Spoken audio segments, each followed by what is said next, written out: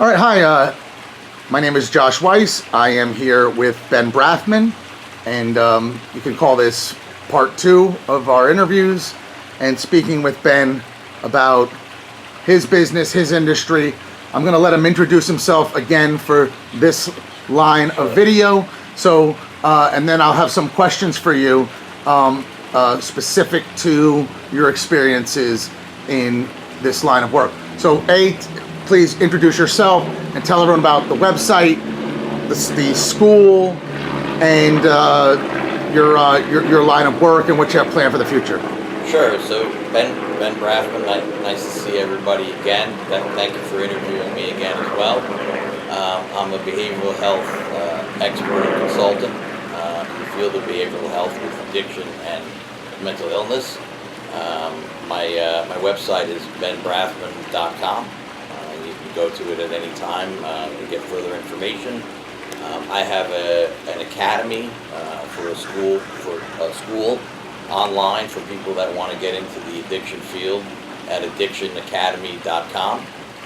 So you can go there and you get certified as a behavioral health technician, a certified addiction counselor, certified addiction professional, recovery specialist, recovery coach, and so on. It's a wonderful opportunity at a cost-effective way. We have hundreds of students all over the country that participate in the academy, and it's very, very exciting. We're able to either get people a better paying job or actually find them a job within the field, and hours are a premium sometimes to come by. So really excited about that stuff. So been working on that and consulting with a lot of healthcare professionals and treatment centers, getting them up to speed on mental health services and the requirements of that in order to deliver world-class treatment to an underserviced population. Excellent. So that gives everybody a background on what Ben does. So obviously this line of questioning is going to go in line with that.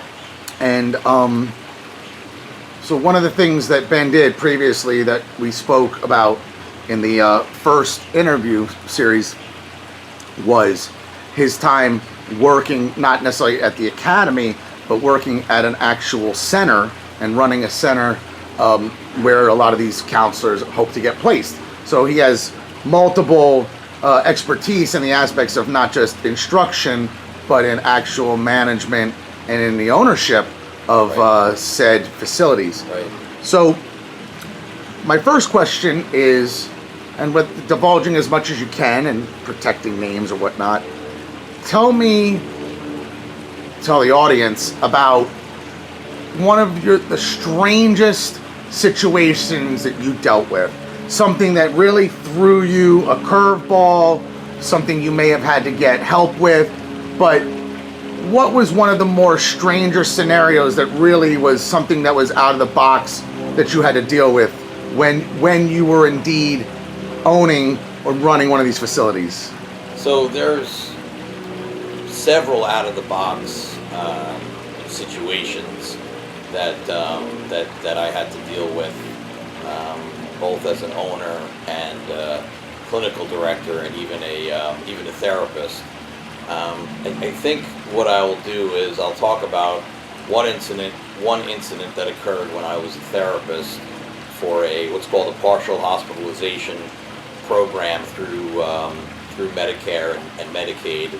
This was probably back in the late 90s, and I was the only male therapist in this PHP setting where clients would come in and they were bussed in, and you had the mental health folks go to the left, which was their treatment at their day, and you had the substance abuse folks go to the right, and so they were separated out.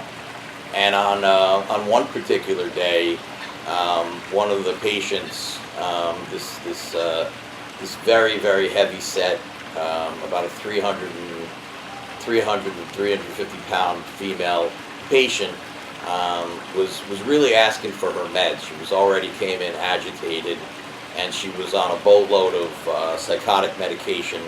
Her medication was not given to her, I guess at the appropriate time, and the staff ignored her. And finally, I found out about it, and I had let the nurse know, and I called the psychiatrist. The psychiatrist said he'll be there, within the hour. And sure enough, he walks in, and it was sort of this house setting where you walk in, and there's stairs that go up to the second floor right in front of you.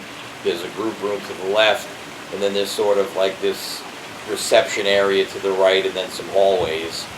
And so I was on the second floor, and this patient who was actively psychotic and getting agitated by the minute confronted the psychiatrist, who was about 5'2" and 120 pounds wet. Right. And he ignored her, didn't give her eye contact, and she proceeded to grab him and throw him through the wall. And it set off what I could only describe as a melee. And patients were scrambling all over the place. Staff was ducking under tables. People were trying to talk to her, but she was completely unhinged at this point. I dove off of the second story balcony onto her back. Oh, and my goodness. And it was literally having a tiger by the tail. Right. And we proceeded to, she proceeded to ride into the group room, where we slammed into walls, and the whiteboards that are there came down, and we slammed into windows, and the glass broke, and I'm literally trying to subdue her with my weight, physically try to subdue her, and you could just feel the heat coming off of her, the negative energy coming off of her. She literally sounded like a buffalo or a lion. Right. And I had my arm around her neck, and I'm just trying to grab her and basically choke her, so that she could succumb and fall down, so that we can secure her. Finally, after what seemed like hours of wrestling and me on her back, she finally, her knees buckled, and as we're going to the floor, my left hand got caught between her and a chair, and I broke my fourth metatarsal bone in there, and she was on the floor, and then I got on top of her, and I just was holding her there. She was completely exhausted, and 911 finally arrived. I went to the emergency room, and I'm telling the triage nurse this fantastic story of what just happened, and she didn't believe me until they brought her in on a gurney, and she was handcuffed, her legs and her feet face down on the gurney, screaming and yelling that that the demons are going to come get her and all of that, and the nurse finally believed me. The reason that I had a broken bone, by the way.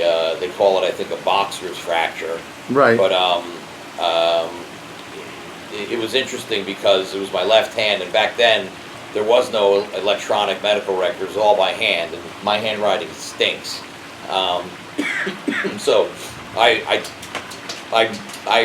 wrote with my right hand, or I dictated into a dictaphone, and we had we had it written out that way. So the reason that I bring this up is that that entire episode, while I can describe it, and it's funny and tragic and sad and nerve-wracking all at once, it could have been avoided. If the psychiatrist and the staff had been empathetic and compassionate to this individual, who clearly she had been in and out of treatment her whole life, institutionalized, and here she was being treated like a number again. And fast forward almost 30 years later, and it still occurs. I will say that we've made advancements, but patients get ignored too much. They're constantly asking for the same thing, and staff can't be bothered, or it's just not important enough. And we really need to stop and take care of the little things that are monumental to a patient. A pack of cigarettes goes a long way. A PRN of medication goes a long way. What does that stand for? PRN is like as prescribed, like if they need an extra dose of sleep medicine, they can get it. The doctor can write it. Right. So that still goes on today, and we don't do enough for these kinds of patients. We don't do enough of empathy and compassion. It's not taught enough. So I thought that was an interesting story to share with you and how it all connects. Interesting.